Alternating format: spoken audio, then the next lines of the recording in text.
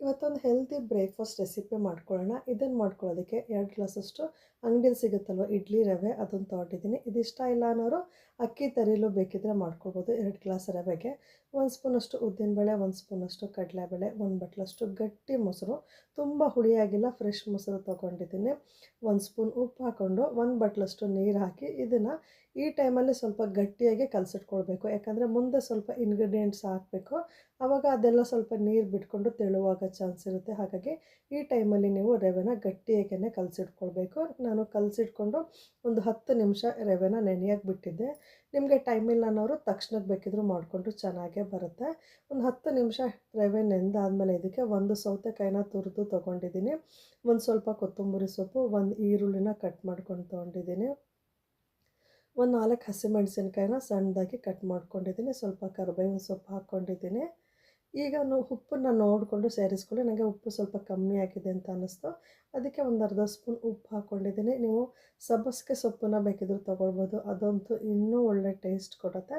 ಇದನ್ನೆಲ್ಲ ನೀಟಾಗಿ ಮಿಕ್ಸ್ ಮಾಡ್ಕೊಳ್ಳಿ. ಈರುಳ್ಳಿ ಮತ್ತು ಸೌತೆಕಾಯಲ್ಲಿ ನೀರಿನ ಅಂಶ ಇರೋದ್ರಿಂದ ನೋಡಿಕೊಂಡು ಮಿಕ್ಸ್ ಮಾಡ್ಕೊಳ್ಳಿ. ಅಗತ್ಯ ಇದ್ದರೆ ಮಾತ್ರ ನೀರನ್ನು ಸೇರಿಸ್ಕೊಳ್ಳಿ. ನೋಡಿ, ಇದನ್ನೆಲ್ಲ ನೀಟಾಗಿ ಕಲಿಸ್ಕೊಳ್ಳೋತ್ತಿಗೆ ಈ ರೀತಿ ಹಿಟ್ಟು ರೆಡಿ ಆಯಿತು. ಈ ಹದಕ್ಕೆ ನೀವು ರವೆನ ಕಲಿಸ್ಕೊಂಡ್ರೆ ಆಯಿತು. ಇದನ್ನು ತಕ್ಷಣ ಮಾಡ್ಕೊಳ್ಬೋದು, ಟೈಮ್ ಏನವರು ಒಂದು 10 ನಿಮಿಷ ನೆನೆಸಿ ಮಾಡ್ಕೊಳ್ಬೋದು. ನಮ್ಮ ಮನೇಲಿ ಇವತ್ತು ಬಾಳೆದೆಲೆ ಇರೋದ್ರಿಂದ ಬಾಳೆದೆಲೆನೇ ಇದನ್ನು ಹಾಕಿ ತೋರಿಸ್ತಾ ಇದ್ದೀನಿ. ಬಾಳೆದೆಲೆ ಇಲ್ಲ, ಇಷ್ಟ ಇಲ್ಲ ಅನ್ನೋರು ಇಡ್ಲಿ ತಟ್ಟೆ ಬರುತ್ತಲ್ವ ಅದರಲ್ಲಿ ಬೇಕಿದ್ರೂ ಮಾಡ್ಕೊಳ್ಬೋದು. ನೋಡಿ, ಮಧ್ಯಕ್ಕೆ ಕಲಸಿರುವಂತಹ ರವೆನ ಈ ರೀತಿ ಹಾಕಿ ಫೋಲ್ಡ್ ಮಾಡ್ಕೊಳ್ಬೇಕು. ಎರಡೂ ಸೈಡು ಫೋಲ್ಡ್ ಮಾಡಿ ಮೇಲೆ ಕೆಳಗೆನೂ ಫೋಲ್ಡ್ ಮಾಡ್ಕೊಳ್ಬೇಕು. ಬಾಳೆದೆಲೆಯಲ್ಲಿ ಟ್ರೈ ಮಾಡೋಕ್ಕೆ ಇಷ್ಟ ಇಲ್ಲ, ಸ್ವಲ್ಪ ಕಷ್ಟ ಅನ್ನೋರು ಈ ರೀತಿ ಇಡ್ಲಿ ತಟ್ಟೆಗೆ ಬೇಕಿದ್ರೂ ಹಾಕಿ ಬೇಯಿಸ್ಕೊಳ್ಬೋದು.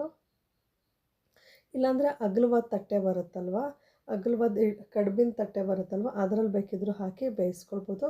ಮಾಮೂಲಿ ಊಟದ ತಟ್ಟೆಗೂ ಸ್ವಲ್ಪ ಎಣ್ಣೆ ಸವರಿನ ಸ್ಟೀಮಲ್ಲಿ ಒಂದು 1/4 ಗಂಟೆ ಬೇಯಿಸ್ಕೊಂಡು ತುಂಬಾ ಚೆನ್ನಾಗಿ ಬರುತ್ತೆ.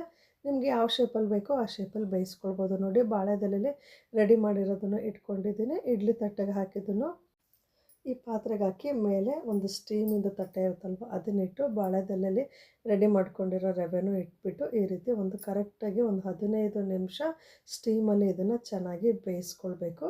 ಬೇಯಿಸ್ಕೊಂಡು ಸ್ಟವ್ನ ಆಫ್ ಮಾಡಿಕೊಂಡು ಇದನ್ನು ಒಂದು ತಟ್ಟೆಗೆ ತೆಗೆದಿಟ್ಕೊಂಡು ಓಪನ್ ಮಾಡಿದ್ರೆ ಬಿಸಿ ಬಿಸಿಯಾಗಿರುವಂತಹ ಬ್ರೇಕ್ಫಾಸ್ಟ್ ರೆಡಿ ಆಗುತ್ತೆ. ಬಾಳೆದೆಲೆ ಇದ್ದಾಗ ಒಂದ್ಸಲ ಈ ರೀತಿ ಟ್ರೈ ಮಾಡಿ ನೋಡಿ. ಬಾಳೆದೆಲೆ ಫ್ಲೇವರೆಲ್ಲ ಈ ರೆಸಿಪಿಗೆ ಬಿಟ್ಕೊಂಡು ತುಂಬಾ ಚೆನ್ನಾಗಿರುತ್ತೆ. ಇದು ತುಂಬಾ ಟ್ರೆಡಿಷ್ನಲ್ ಇಡ್ಲಿ ರೆಸಿಪಿ ಅಂತಲೇ ಹೇಳ್ಬೋದು. ಇದೆಲ್ಲ ರಿಸ್ಕ್ ಬೇಡ ಅನ್ನೋರು ಮಾಮೂಲಿ ಊಟದ ತಟ್ಟೆ ಇರುತ್ತಲ್ವ ಅದಕ್ಕೆ ಸ್ವಲ್ಪ ಎಣ್ಣೆ ಸವರ್ಕೊಂಡು, ನಾನು ವೀಡಿಯೋದಲ್ಲಿ ಕ್ಯಾಪ್ಚರ್ ಆಗಿಲ್ಲ, ಲಾಸ್ಟಲ್ಲಿ ಮಾಮೂಲಿ ಊಟದ ತಟ್ಟೆಗೆ ಎಣ್ಣೆ ಸವರ್ಕೊಂಡು ಇಡ್ಲಿ ಹಿಟ್ಟನ್ನೆಲ್ಲ ಹಾಕ್ಕೊಂಡು ಬೇಯಿಸ್ಕೊಂಡಿದ್ದೆ, ಅದನ್ನು ಕ್ಯಾಪ್ಚರ್ ಮಾಡ್ಕೊಂಡಿಲ್ಲ. ಅದರಲ್ಲೂ ಅಷ್ಟೇ ಚೆನ್ನಾಗಿ ಬಂದಿತ್ತು. ನೋಡಿ, ರೆಡಿಯಾಗಿರೋಂಥ ಇಡ್ಲಿನ ಒಂದು ತಟ್ಟೆಗೆ ತೆಗೆದು ತೋರಿಸ್ತಾ ಇದ್ದೀನಿ. ಎಲ್ಲದೂ ಅಷ್ಟೇ, ಇಡ್ಲಿ ತಟ್ಟೆದು ಚೆನ್ನಾಗಿ ಬಂದಿತ್ತು, ಬಾಳೆದೆಲೆಯಲ್ಲಿ ಬೇಯಿಸಿರ್ತೀವಲ್ವ ಅದು ಚೆನ್ನಾಗಿ ಬಂದಿತ್ತು. ಆಮೇಲೆ ನಾನು ವಿಡಿಯೋ ಮುಗಿದ್ಮೇಲೆ ಒಂದು ಮಾಮೂಲಿ ಊಟದ ತಟ್ಟೆಗೆ ಹಾಕಿ ಬೇಯಿಸ್ಕೊಂಡಿದ್ನಲ್ವ ಅದು ಸಹ ಚೆನ್ನಾಗಿ ಬಂದಿತ್ತು. ಅದು ತಮ್ನೇಲಲ್ಲಿ ಹಾಕಿರ್ತೀನಿ ನೋಡಿ, ಆ ಫೋಟೋದಲ್ಲಿರೋದು ಮಾಮೂಲಿ ಊಟದ ತಟ್ಟೆಗೆ ಹಾಕಿ ಬೇಯಿಸ್ಕೊಂಡಿರೋದು. ತುಂಬಾ ಚೆನ್ನಾಗಿತ್ತು. ಒಂದು ಸಲ ಟ್ರೈ ಮಾಡಿ ನೋಡಿ. ವಿಡಿಯೋ ಇಷ್ಟ ಆದರೆ ಲೈಕ್ ಮಾಡಿ, ಶೇರ್ ಮಾಡಿ. Thank you.